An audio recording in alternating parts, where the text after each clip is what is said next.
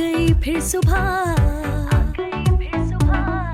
क्या हंसी है समा, देखती हूँ जहाँ, गीत गाए हवा, गुनगुनाए फिजा, अर्श से साथ रहा। Welcome again, good morning with सभी में एक बार फिर खुश आमदीद नाज़रीन। ऑफ कोर्स ये सेगमेंट जो है वो स्पेशल हम आपके इश्यूज़ के ऊपर करते हैं, जो डिफरेंट आपको प्रॉब्लम्स हैं। हम देखते हैं कि भाई जो हमारे इदारे, ऑफ कोर्स एक बड़ा इदारा है supreme court, high court, city court. Of course लोग अपने मसले पुलिस में कंप्लेन करते हैं, फिर एक लॉयर से इसका मसला हल करते हैं। तो इसीलिए कोशिश करते हैं इन इश्यूज़ को एवरी फ्राइडे आपसे डिस्कस करें। आज जो है वो उन लोगों की बात करना चाहते हैं जो लोग रेंट वगैरह पे जो है शॉप लें या घर लें, तो उनका भी एक राइट होता है एक लीगल तौर पे। ये नहीं है कि आप किसी को रेंट एग्रीमेंट करें। एग्रीमेंट का मतलब ये होता है कि कुछ रूल्स एंड रेगुलेशन को लॉ पास किए जाते हैं, लाइक हम कि भाई इसको फॉलो करके चलें, ताकि ना उसको प्रॉब्लम हो जो रह रहा है और ना उसको एक ऑनर को भी प्रॉब्लम हो। ऑफकोर्स की प्रॉपर्टी है तो, लेकिन बहुत सारे मसले ऐसे होते हैं जो जब हम एक एक पर्सन को, जब ख़ासतौर पे फ्लैट्स जो लेते हैं, एक फ़ाइल 10 लोगों को दी जाती है, तो ऑफकोर्स कोई ना कोई इदारा उसको अप्रूवल करता है। और लेने वाले भी ज़रा थोड़ा सा दिमाग इस्तेमाल करें और मेन एक गाइडलाइन लें।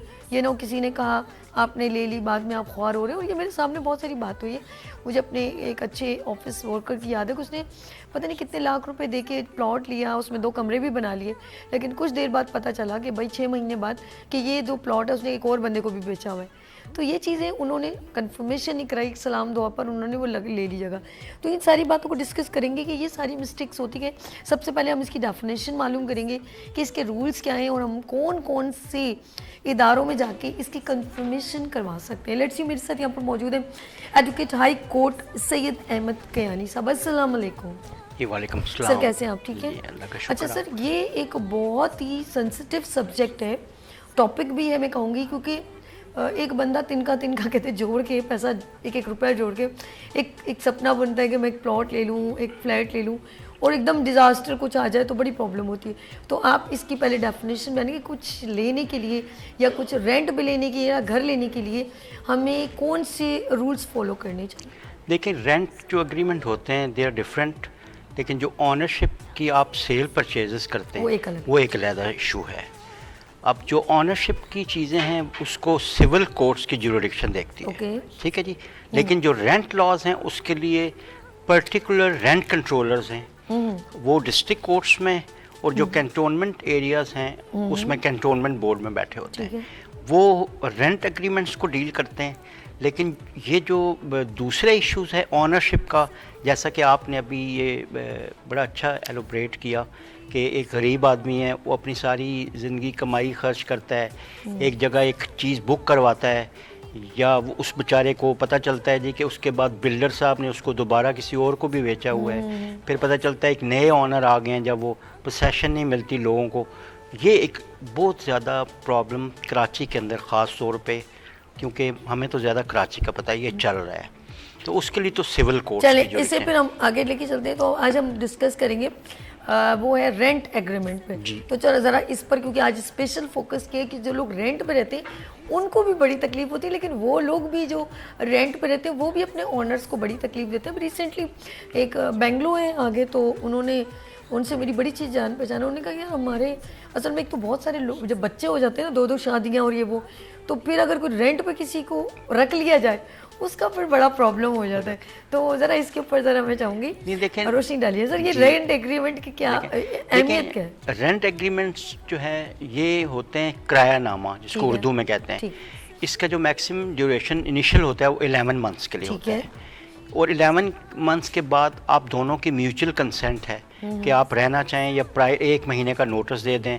रेंट डिफाइंड होता है, उसमें कुछ सिक्योरिटी दे दी जाती है जो बाद में रिटर्न होती है। क्वेश्चन ये है कि आपस में बामी रजामंदी से ये होता है, लेकिन इसके लिए जो आजकल ज़्यादा सोसाइटी के अंदर प्रिवेल हो रहा है वो ये होता है कि ये होता है लैंडलॉर्ड एंड टेनेंट के दौरान। अब लैंडलॉर्ड को ये कॉन्सेप्ट कुछ लोगों ने लिया हुआ है कि उसको बिल्कुल अगर ऑनर ना भी हो लेट्स सी उसने कोई प्रॉपर्टी अगर छीनी हुई है और वो अब उसके कब्ज़ा में है, वो आगे किसी खुद बजाय खुद रहने के किसी फैमिली को दे देता है और बाद में बहुत प्रॉब्लम इशू होते हैं, तो वो रेंट लॉज के तक महदूद होते हैं वो चीज़ें। लेकिन इसमें मेनली जो है कराची के अंदर जो कुछ एरियाज़ में सिविल कोर्ट्स की जुरिडिक्शन है, जो रेंट कंट्रोलर्स हैं, जिस तरह डिस्ट्रिक्ट कोर्ट्स हैं, मलीर कोर्ट्स हैं, और जो कैंटोनमेंट एरियाज़ हैं वहाँ पे जो cantonment rent restriction act of 1963 that is applicable. वहाँ पे जो कैंटोनमेंट जो ऑफिसर्स हैं, एग्जेक्टिव ऑफिसर्स, उनको हुकूमत ने कैंटोनमेंट रेंट रिस्ट्रिक्शन एक्ट के 6 के तहत एम्पावर किया हुआ है कि आप कंट्रोलर ऑफ द रेंट भी in addition to your own work आप वो भी काम करें। तो वो एक उनको जज कहें या एक कॉजी जुडिशल कोर्ट्स होती हैं वो, लेकिन उनको पूरे इख्तियारात होते हैं कि वो रेंट एग्रीमेंट की प्रॉपर इंटरप्रिटेशन करते हैं, डिफ़ॉल्ट करते हैं वगैरह। जो भी कैंटोनमेंट रेंट रिस्ट्रिक्शन एक्ट के अगेंस्ट कोई जो जिसमें एविक्शन हो सकती है किसी टेनेंट की, उसके तहत वो प्रॉपर उसकी इंटरप्रिटेशन करके प्रॉपर रिप्लाई लेके हेयरिंग करके तो उसके डिसीजन देते हैं। अच्छा जी, जिस तरह आपने यहाँ पर ये कि कंटोनमेंट की भी बात की है, अच्छा ये जो रेंट एग्रीमेंट आपने नोट किया होगा कभी कभी एक पता नहीं क्यों ऑनर को एक चीज़ डरी रहती है। अक्सर मैंने लोगों को देखा जो घर रेंट पे देते हैं वो क्या करते हैं, 1 साल बाद 2 साल बाद किसी भी रीज़न से उसको मूव करके दूसरे को ले आते हैं, लेकिन उसको ज़्यादा देर चलने नहीं देते। लेकिन कुछ लोग बहुत अच्छे होते हैं, कई सालों तक उनके साथ ही रहते हैं। तो सर ये सिचुएशन कब होती डाउटफुल? ये आपने बहुत खूबसूरत सवाल किया है। एक्चुअली मैक्सिमम जो केसेस अभी हो रहे हैं वो इसलिए हो रहे हैं कि 1 साल के लिए रेंट एग्रीमेंट होता है, आपकी एडजस्टमेंट हो जाती है, आप किराया दे रहे हैं, आप रह रहे हैं, you can enjoy your rights. सवाल ये है कि कुछ एक लैंडलॉर्ड है, ही टर्न्स ग्रीडी, उसको सडनली एक लेट्स सी सबसे लोएस्ट किराया 10,000 है पर मंथ, और उसको कहीं से ऑफर आ जाती है ये आपको 15,000 रुपये किराए पे ये चढ़ा देते हैं, आप इसको निकाल लें। अब वो जो लैंडलॉर्ड है ही विल प्ले डिफरेंट टैक्टिसेस, वो ऐसा तरीका करेगा, कभी पानी बंद करेगा, कभी उनको इस तरह की न्यूसेंस करेगा, इस तरह क्रिएशन करेगा, ऐसे कंडक्ट कि आप खुद ही मजबूर होंगे कि आप किसी कोर्ट को नॉक करें और वहाँ पे जाके आप उसको बताएं कंट्रोलर साहब को कि खुदा के लिए मैं टेनेंट हूँ, मुझे भी कुछ राइट दे दें, मैं किराया तो देता हूँ लेकिन मुझे कुछ अर्सा बार बार शिफ्टिंग ना करवाएं एक जगह से दूसरी जगह पे। तो ये आजकल बहुत ज़्यादा हो रहा है। ओके, अच्छा ये होता है कि दोनों का जिस तरह एक म्यूचुअल अंडरस्टैंडिंग अगर अच्छी हो तो बहुत सारे लोग आराम से रह भी लेते हैं। लेकिन अभी मैंने बहुत सारे लोगों को ये चीज़ देखी है, मुझे अभी वो दिलशाद गुड्डू की बात याद आ गई, तो कि हम लोगों को पानी देते हैं लेकिन उसमें भी डंडी मारते हैं। इस तरह की तकलीफ है जो आपने कही ना कि भाई यार पानी थोड़ा खोलते हो तो उसी जो अच्छा इलेक्ट्रिसिटी का बड़ा डिस्ट्रीब्यूशन बहुत डिस्टर्ब है, यकीन करें इलेक्ट्रिसिटी पर पहले इतना प्रॉब्लम नहीं है, जैसे पहले पानी की मोटर जैसे हम कहते हैं, पानी इधर चल रहा है ऊपर और वही इलेक्ट्रिसिटी आप भी इस्तेमाल करें। सर ये बड़ा फड्डा है सर। देखिए ये सिचुएशन उस अच्छा एग्रीमेंट वक्त उस वक्त नहीं किया जाता। ये खूबसूरतियाँ जब वो बंदा शिफ्ट हो जाए वो 1 महीने बाद डिजास्टर निकलता है कि ये प्रॉब्लम है जी। ये एक्चुअली जब रेंट एग्रीमेंट होता है उस वक्त भी सारी चीज़ें इनको बैठ के वर्कआउट कर लेनी चाहिए। क्या होता है कि जो लैंडलॉर्ड है नेचुरली वो प्रिपेयर करते हैं रेंट एग्रीमेंट, और वो इंटेंशनली समटाइम्स कुछ ऐसी चीज़ें या ऐसी शिक उनको शामिल नहीं करते, उन्हीं की बेस के ऊपर फिर वो आपका जो किराया है वो बढ़ता रहता है। वो आपको कभी पानी की मद में इंक्रीज करेंगे, कभी कहेंगे जी अभी आपके टैक्सेस भी आपने पे करने हैं, इस तरह की ये चीज़ें। बेहतर होता है कि आप शुरू में जब रेंट एग्रीमेंट करें कोई भी कसूर नहीं है सर, आप जरा उसमें बिल्कुल उसका कसूर है, इसका कसूर नहीं है। मुझे लग रहा है कि अगर थर्ड पार्टी जैसे कहते हैं एजेंसी अगर वो दिला रही है तो वो दोनों तरफ फेयर, वो अपने कमीशन के चक्कर में वो क्योंकि ऑनर से मिल रहा होता है, लेता तो वो दोनों तरफ है, लेकिन उसको पता है कि इसको तो फंसाना है ऑनर से, तो उसका तो अपना घर है, उसके पास तो आते रहेंगे। तो एजेंसी वाले का कसूर नहीं, कोई अच्छी फेयर नहीं बताता। बिल्कुल एजेंसीज का इसमें बहुत रोल है क्योंकि they are mostly concern for the commission. ये कमीशन लेते हैं जल्दी से, इनके बजाय के एक नया अग्रीमेंट टाइप हो, ये टाइप्ड अग्रीमेंट जो ऑलरेडी अवेलेबल होते हैं, आंखें बंद करके उनको हाथ से फिल करते हैं। जो साइन करने वाला है उसको भी कई दफ़ा पता ही नहीं होता कि जिसके ऊपर मैं साइन करके कंसेंट दे रहा हूँ और मैं टेनेंट बन रहा हूँ एज़ पर लॉ, या जो लैंडलॉर्ड को उसको भी नहीं पता होता तो ये बिल्कुल आप सही कह रही हैं कि इसमें जो एजेंसीज के थ्रू कॉन्ट्रैक्ट्स हो रहे हैं उसमें ज़्यादा प्रॉब्लम। सर अगर मैं सब सही कहूँगी तो फिर आप कौन सी बात नहीं, आप क्योंकि मुझे जो आप बात सही करेंगे मैं उसकी तस्दीक करूँगा। यार सर बहुत असल में लोगों ने इतना करीब से अवेयर कर दिया है कि इतनी नॉलेज मिल गई, उसके बावजूद देखिए कितने बड़े बड़े ब्लेंडर्स होते हैं कि नहीं होते। अच्छा कभी कभी आप देखिएगा, कभी ऑनर्स बहुत अच्छे होते हैं, कभी कभी जो है जो अक्सर मैंने देखा है कि जो रेंट पे रह रहे हैं वो अगर उनको कोई प्रॉब्लम हो रही है तो वो स्टे कितना ले सकते हैं, क्या उनका राइट बनता है स्टे लेने का? उनका देखें रेंट मैटर्स में कोर्ट में केस है, ऐसा स्टे नहीं है, ठीक है उसमें। लेकिन आप अगर इजेक्टमेंट की कोई लैंडलॉर्ड एप्लीकेशन फाइल करता है या आपकी सप्लाईज डिसकंटिन्यू कर देता है, उसमें टेनेंट जा सकता है। लेकिन अगर आप डिफ़ॉल्ट हो जाते हैं या आप का वो किराया लेने से इनकार कर देता है, then you go to concern rent controller और वहाँ पे आप मिसलिनियस रेंट केस फाइल कर देते हैं। उस पे ये होता है कि आप बजाय लैंडलॉर्ड को किराया देने के, कि जब आप देखते हैं कि वो आपको अननेसेसरीली बगैर किराए के परेशान कर रहे हैं या किसी और को भी दोबारा खाली करवा के इमीडिएटली देना चाहता है, तो आप MRC खोल सकते हैं कोर्ट में, उसमें रेंट कंट्रोलर इन्वॉल्व हो जाते हैं। उस पर फिर आप हर महीने की जो रेंट कंट्रोलर साहब आपको बताते हैं उस डेट पे आप किराया कोर्ट में जमा करवाना शुरू कर देते हैं। ओके अच्छा एक और चीज़ भी है, देखिए एक ज़रा बात वो ऑनर है और अगर आप तो रेंटल हैं, आप कहीं पे भी मूव करेंगे तो उसका राइट बनता है वो प्यार मोहब्बत से उसको जो है वो निकाल दे। जो एक रूल है जो से अगर उस पर एग्रीमेंट पे साइन किए तो उसके मुताबिक उसको फॉलो करते हुए, अब उसकी मर्जी है वो किसी को दे या वो उसको रखे या ना रखे। मेरे ख्याल में वो ओनर जो है उसका इन्वेस्टमेंट है, आप रेंटल हो, आप कहीं पर भी मूव करोगे तो बिला वजह उस चीज़ को ज़बरदस्ती लेने का मेरे ख्याल को लॉजिक नहीं बनता। देन मैं इज्जत से मैं कहूँगी मूव कर लेना ज़्यादा बेहतर है। अच्छा अब दूसरी तरफ चलते हैं, एक एग्रीमेंट की मुझे अब ज़रा बहुत इंपॉर्टेंट सर इसको करते हैं हम एक तरफ। अब आपसे बात करूँगी मैं, एक शॉप के ऊपर एक एग्रीमेंट की वैल्यू, मतलब एक एग्रीमेंट पे जब होता है, जब उस पर लिखा जाता है yes I am owner I am son, बाकायदा लिखा जाता है उस पर ID कार्ड नंबर, उस पर वालिद का नाम, उसका अपना नाम, ऐसे लिखा जाता है बाकायदा। फिर उस जो पर्सन रेंट पे ले रहा है उसका भी लिखा जाता है। Is it clear? अब रेंट एग्रीमेंट ऑफ कोर्स उसकी कोई वैल्यू है जो मेंशन कर रहा है I am a landlord, I am owner. और अच्छा उसके बाद खुदा न खास्ता 15 साल बाद 10 साल बाद जो है उसके साथ उसकी कम्युनिकेशन नहीं रहती, लेकिन वो किसी को भेज रहा है पैसे लेने के लिए, वो तो अवेलेबल नहीं, बाहर मुल्क में बैठा हुआ है, वो कहते हैं जाओ। ये होता है सर, आप नोट कीजिएगा, ये शॉप्स के ऊपर होता है, घरों में होता है। अब वो जाके उससे रेंट ले रहा है, रेंट लेने के बाद कुछ अर्से बाद वो जो बंदा जो रेंट लेने आ रहा है वो स्किप हो जाता है या उसकी डेथ हो जाती है, फिर कोई और बंदा आता है, ठीक है। अच्छा लेकिन उस बंदे का जो लैंडलॉर्ड ने मेंशन किया कि ये लेने आएगा पैसे, उसका नाम मेंशन है, लेकिन अब जो दूसरा बंदा आ रहा है उसका कोई कम्युनिकेशन कोई चीज़ नहीं है और ऑनर भी आपकी कम्युनिकेशन में नहीं है, ठीक है। अब वो जो शॉपकीपर है वो उसको दिए जा रहा है, लेकिन एकदम उसने कहा कि प्लीज़ प्रोवाइड ऑथेंटिक स्लिप और मुझे ये प्रूव करें कि आपको मेरे ऑनर ने रिकमेंड किया है। उस पर वो कहता है कि आई एम ऑनर। तो सर अब आपको समझ आ गई? जी मैं बिल्कुल आपकी बात समझ गया हूँ। This is a very good question, क्योंकि काफ़ी सारे लोग इस चीज़ को आजकल फेस कर रहे हैं, क्योंकि मुख्तलिफ लोग जो है ना, रेंट एग्रीमेंट एक के नाम होता है, फिर मुख्तलिफ लोग आके किराया लेना शुरू कर देते हैं।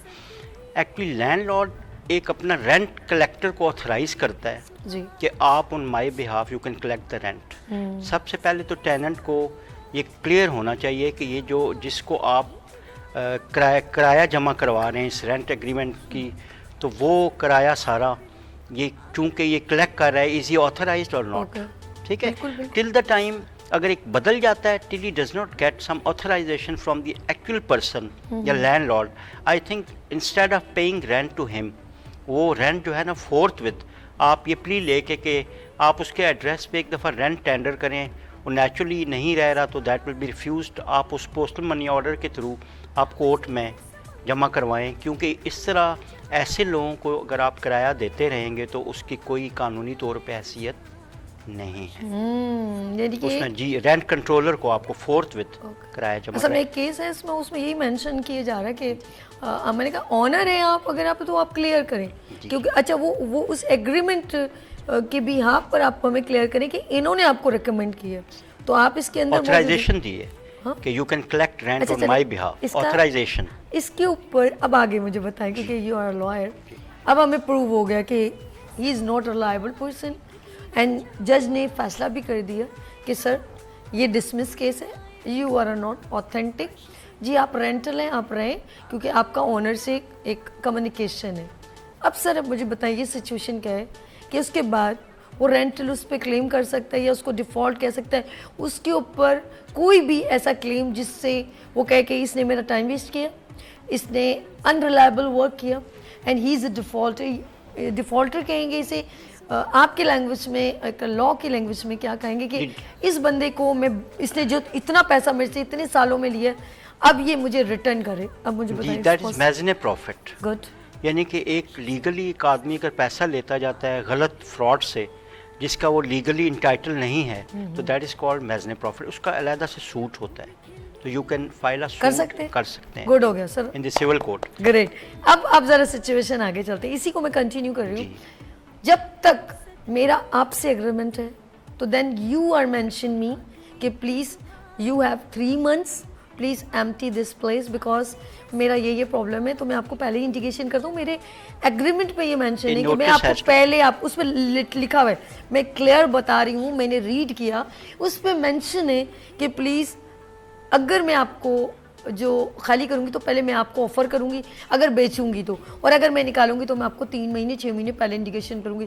क्या पॉसिबल है कि अगर ऑनर कम्युनिकेशन में नहीं है, कोई और आके कहे कि इसने मुझे बेच दिया, अब आप जगह खाली करें, क्या मैं ये नहीं कहूँगी कि प्लीज़ मेरे ऑनर ने मुझे अभी तक नहीं कहा और मेरे ऑनर का लेटर इसमें मौजूद नहीं है, तो प्लीज़ मैं आपकी बात फॉलो, ऐसे तो कोई भी उठ के आएगा और डॉक्यूमेंट बनाएगा और कहेगा मैंने ये ले ली, तो मेरा ऑनर कहाँ है सर? जी, ये देखें, इसमें सबसे आम सवाल ये है कि वो अभी रेंट कलेक्टर, जब आप उसको रिफ्यूज़ कर देते हैं कि तुम रेंट कलेक्टर भी नहीं हो और ना तुम्हारे साथ मेरा रेंट एग्रीमेंट है, और जिसके साथ रेंट एग्रीमेंट हुआ है वो ट्रेसेबल ही नहीं है, तो हु आर यू? तो नेचुरली अगर वो आपसे खाली कराना देता है, he should send you a notice. बिल्कुल, मेरा ओनर देगा ना, वो थोड़ी देगा, वो उसके बिहाफ पे, अगर ये भी है तो उसके बिहाफ पे भी नोटिस दे, तो उसको आप रिप्लाई करें। नहीं, यू कैन चैलेंज हिम। अगर उसने डॉक्यूमेंट जाली बनाए, पहले वो एज अ पेमेंट लेने आ रहा है, वो भी जब उसको मेंशन किया जा रहा है कि आप कुछ स्लिप दे, तो they have no any proof, उसके पास कुछ नहीं, तो एकदम ही says I am owner, okay owner है, तो उसने उस वक्त नए डॉक्यूमेंट, जिसे जाली डॉक्यूमेंट कहते हैं, गोला गंडा, मैं कहती हूँ गोला गंडा डॉक्यूमेंट इज़ अ कलरफुल, वो बहुत सारे पेपर लगाए, उसका कोई भी ऑथेंटिक किसी भी इदारे में कोई प्रूफ ही नहीं है, और उसने जाली डॉक्यूमेंट ऐसे बना लिए, ऐसा हो रहा है। अब मुझे बताएं कि वो हम उसकी या तो फिर हम कहें कि ये जो एग्रीमेंट 30 साल पुराना है ये रिलायबल नहीं है, या तो फिर आपको डॉक्यूमेंट जी, इसके लिए सबसे अच्छी सेफ्टी है कि 11 मंथ से ज़्यादा अगर एग्रीमेंट होता है, that should be first of all registered, this is law, कि अगर 11 मंथ से ज़्यादा का आप रेंट एग्रीमेंट करते हैं तो फिर आप उसको रजिस्टर्ड करें, रजिस्टर्ड के बगैर। और आपको शायद याद होगा 2017 में एक लॉ भी पास हुआ था कि थाने के अंदर आप रेंट एग्रीमेंट्स की रजिस्ट्रेशन कराएं, ताकि ये प्रॉपर पता चले कि ये जो रेंट एग्रीमेंट जिसने एग्जीक्यूट किया है, he is owner and also landlord. अब नाउ देयर आर 2 थिंग्स, अब एक है लैंडलॉर्ड होना, एक होता है ऑनर होना। अब लैंडलॉर्ड, कई ऐसे लोग भी मेरे सामने, ऐसे केसेस भी गुजरे हैं, बने हुए हैं, जो इनफैक्ट ऑनरशिप के टाइटल उनके पास ड्राइव नहीं करते हैं। उन्होंने, हो सकता है मे बी पॉसिबिलिटी है किसी विडो से, किसी गरीब से, किसी से कोई घर, कोई फ्लैट छीना हो, इंस्टेड ऑफ के खुद रिजाइड करें और वो वहाँ पे किसी को आगे रेंट आउट कर दें, और बाद में जब मसाइल पैदा हों तो उसके जाली कागज़ बनवा लें उसके नाम से। तो ये बहुत ज़्यादा प्रिवेल। चलिए, मेरे साथ सईद अहमद कियानी साहब मौजूद हैं और मैं इनसे जो है गुफ्तगू जारी रखूँगी, और ये है सेगमेंट कानून की बात सभी के साथ इन मॉर्निंग शो में। तो लेते हैं यहाँ पर ब्रेक और मिलते हैं ब्रेक के बाद। देखते रहिए मॉर्निंग शो सभी के साथ। आ गई फिर सुबह, क्या हंसी है समा, देखती हूँ जहाँ, गीत गाए हवा, गुनगुनाए फिजा, अर्श से सात रंग। आ गई फिर सुबह, क्या हंसी है समा, देखती हूँ जहाँ, गीत गाए हवा, गुनगुनाए फिजा, इतना welcome again, good morning with सभी में एक बार फिर खुश आमदीद। नाज़रीन, ये है कानून की बात सभी के साथ। एवरी फ्राइडे मॉर्निंग शो में हम इस सेगमेंट को आपसे शेयर करते हैं। क्वेश्चन बहुत सारे हैं। Number PTCL number 021 Venus entertainment की इस स्क्रीन पर आप देख सकते हैं। 021 पर आप कॉल कीजिए अगर आपको कोई भी रेंटल प्रॉब्लम है, चाहे होम में, घर में हो या शॉप में, तो आप हमें क्वेश्चन कर सकते हैं। सर, एक बार फिर मैं आपका शुक्रिया करती हूँ। हमारे साथ मौजूद है एडवोकेट सईद अहमद कियानी साहब। अच्छा जी, कियानी साहब ये बताइएगा कि एक क्वेश्चन अभी हमें ब्रेक में कॉल आई और हमने उन्होंने हमें ये क्वेश्चन किया कि रेंट पे एक मकान लिया। अब ऑफ कोर्स उनको तो पता ही नहीं है, तो बोले ब्लैंक वाली बात है ना। तो वो अक्सर लोग होते हैं कि जब घर छोड़ के जाते हैं तो बिजली का बिल वैसे दिखा देते हैं कि ये देखिए भर दिया, और वो खुद गोटी गलटी मार भाग जाते हैं। और दूसरा जो आता है वो बड़ा परेशान होता है। तो आप इसके बारे में क्या कहना चाहेंगे, उनको कैसे पकड़ा जाए? देखें, जो आदमी यूटिलिटीज इस्तेमाल करता है, जी जी जी, बिल्स उसके टाइम में उसी की जिम्मेदारी है पे करना। लेट्स सी, अगर वो आपको एक गलत बयान दे के या गलत स्टेटमेंट दे के कि एवरीथिंग इज पेड और बिल्स बाद में पता चलता है पेड ही नहीं है, तो उसका ये है कि फिर आप जिससे आपने वो प्रॉपर्टी परचेज की उसको पकड़ें पहले तो, नहीं तो आप उसका CNIC एड्रेस ढूंढ के आप उसके ख़िलाफ़ या जिससे आपने ख़रीदा है उसके थ्रू एक सिविल सूट फाइल करें for recovery of that amount.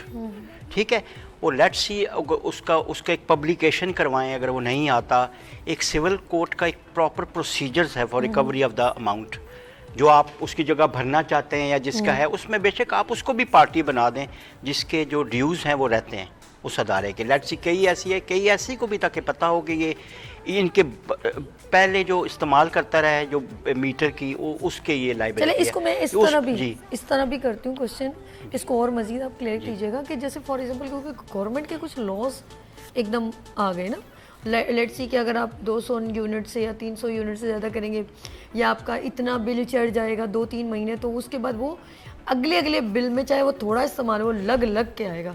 ये शायद नया जो रेंट पर आता है उस बेचारे को बिल्कुल पता नहीं हो, तो वो ये सोच रहा होता है कि मैंने तो इतना थोड़ा इस्तेमाल किया, क्योंकि इससे पहले जो रह के गए वो AC में रह के गए या जिसमें भी रह के गए उसने तो बिल एक बड़ा चढ़ाया, लेकिन वो अदा भी हो गया। ठीक है, 1 लाख चढ़ा दिया और वो उनके ऑनर ने या उसने अदा कर दिया, लेकिन जो नया आया उसका यूनिट कम है, लेकिन वो सोच रहा है मेरे यूनिट तो 200 से ऊपर नहीं गए, लेकिन ये बिल क्यों 20,000 क्यों आ रहा है, 23,000 क्यों आ रहा है। वो परेशान हो रहा है। फिर वो जाके मालूम करता है कि इलेक्ट्रिक जाके, और ये मैं रियल बात बताऊं तो वो कहते हैं कि ये आपका बिल नहीं है, आपके जो यूनिट तो उतने ही मेंशन होंगे जितने यूज़ के, लेकिन ये जो पिछला बिल है ना ये आपको बल्ली लग रही है। तो अब मुझे बताएं, वो तो हैंडल हो गया कि ऑनर ने उसके अंदर कंट्रीब्यूशन की कि इतने यूनिट पे आपका, उसके बाद आपका, ठीक है 50-50 जो भी, लेकिन ये अभी भी 50-50 में वो बंदा डिज़र्व नहीं करता, वो अपने यूनिट पे ही डिज़र्व करता है, वो किसी और का बिल क्यों पे करेगा। इसके बारे में आप क्या कहेंगे? इसमें देखें यही है, वही है कि आप स्क्रूटनी करवाएं पूरे रिकॉर्ड की, उनसे इन राइटिंग लें कि आपका जो इससे प्राइस इसके अंदर दंड 6 महीने, यानी कि 6 महीने तक वो आता रहेगा। ये फॉल्ट उनका भी है, लेकिन एक्चुअली जिसने कंज्यूम की है वो इलेक्ट्रिसिटी, उसका भी फॉल्ट है। इसका मतलब है दोनों को, इसलिए मैंने कहा था सूट में दोनों को पार्टीज बनाएं ताकि ये आपस में डिसाइड करें कि who will pay to whom.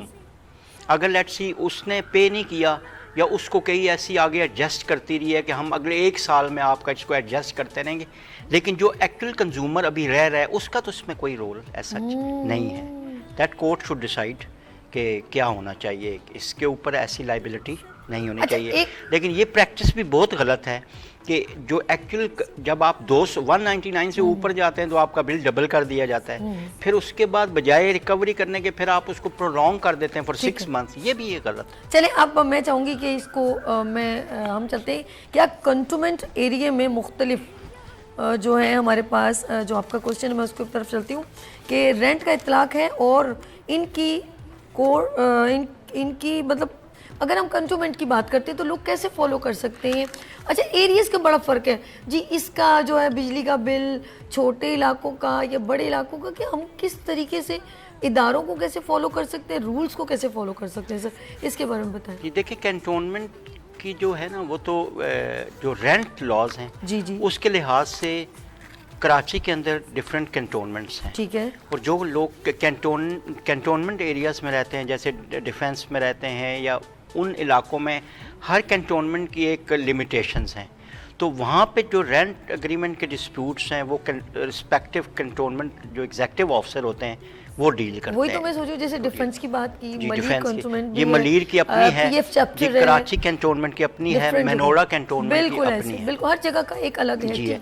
लेकिन जो इलाके कैंटोनमेंट से बाहर हैं उनको जो डिस्ट्रिक्ट कोर्ट्स हैं कराची की या मलीर की, उनको वो डील करते हैं। Okay, there are two different kinds of courts running. Okay okay. अच्छा, कुछ लोग ऑफ कोर्स हम जब क्वेश्चंस कर रहे होते हैं तो हमारी कोशिश होती है कि हम इन तमाम सवालों आपके शायद जहन में जो चल रहे हैं वो हम अपने जो हमारे मेहमान हैं उनसे करें, ताकि आपके मसले हमारे पास डिफरेंट इदारे हैं।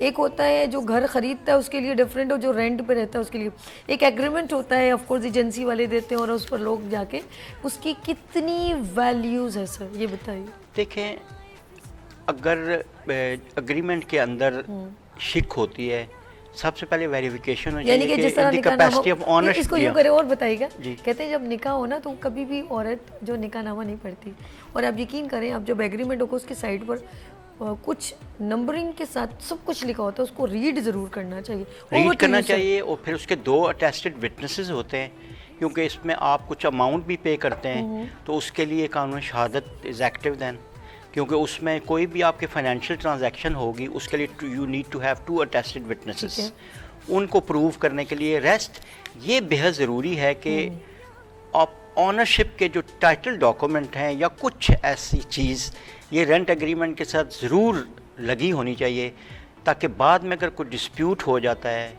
या कोई बिल्डिंग गिर जाती है या उसका छत गिर जाता है, तो जो लोग कब्ज़ा माफिया के रेंट एग्रीमेंट कर चले जाते हैं वो इस चीज़ को ओन नहीं करते। फिर वो कहते हैं कि अब जो टेनेंट है वो हमें रेंट भी देता रहे और ये जो बिल्डिंग है इसको भी ठीक करवाए, तो उसमें तो काफ़ी सारे डिस्प्यूट आ जाते हैं।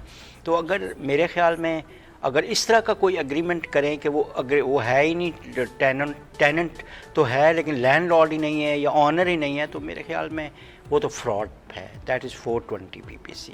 गुड, बिल्कुल सही, बहुत अच्छी। ऐसे एग्रीमेंट की कोई हैसियत नहीं, बिल्कुल ठीक। लेकिन ये है कि जो टेनेंट है फिर उसकी भी थोड़ी सी हैसियत ख़राब हो जाती है, लेकिन टेनेंट को फौरी तौर पे ये करना चाहिए कि रेंट कंट्रोलर के पास जो उस रेंट एग्रीमेंट के बाद जो रेंट है वो जमा करवाना शुरू कर देना चाहिए। गुड हो गया, वेरी गुड, एक्सेलेंट। और एक और बात पे जी, अगर फॉर एग्जांपल जैसे मैंने एक सवाल किया था कि अगर कोई रेंट लेने नहीं आ रहा और ऑनर अगर बिल्कुल स्किप है, तो वो बंदा रह रहा है और डिफरेंट लोग आके उसके चाचे मामे पप्पियाँ वो जो परेशानी करते हैं कि जी वो मुझे दे दिया, ऐसा हो गया वो हो गया, तो क्या वो उनको फॉलो कर सकता है या वो अपने ऑनर का ही, भाई जब वो आएगा तब मैं ही उसको, एक लास्ट क्वेश्चन बस ये कि मैं उसी को फॉलो करूँगा, वो मुझसे आके, मैं बिल्कुल एग्री हूँ, मैं रेंट पे हूँ, लेकिन मेरे ऑनर जिससे मेरे एग्रीमेंट किया वो पर्सन मेरे से कम्युनिकेट हो, मैं इन्ने बिन्ने से नहीं बात करना चाहता। जी देखिए, इसमें 2 ऑप्शन है। फर्स्ट तो ये है कि आप उसी एड्रेस पे जिस पे रेंट एग्रीमेंट हुआ है आप उनसे पूछ लें कि so and so person has come, कि आपके बिहाफ पे ये आपसे रेंट कलेक्ट करना चाहता है और कहता है जी मैं रेंट कलेक्टर हूँ, तो आप इसकी कंफर्मेशन दे दें ताकि हम इसको रेंट आपके बिहाफ पे कर वन थिंग। लेट्स सी कि अगर उसका जवाब नहीं आता और उससे पहले एक रेंट कलेक्टर कोई और था और फिर एक नया रेंट कलेक्टर नॉमिनेट कर दिया उसने वर्बली, तो उस पर यह है कि आप फिर फोर्थ विद आपको उसी एड्रेस पे money order, postal money order के थ्रू एक प्रोसेस है, उस पर आप उसको रेंट टेंडर करें, वापस आएगा तो आप MRC खोल दें।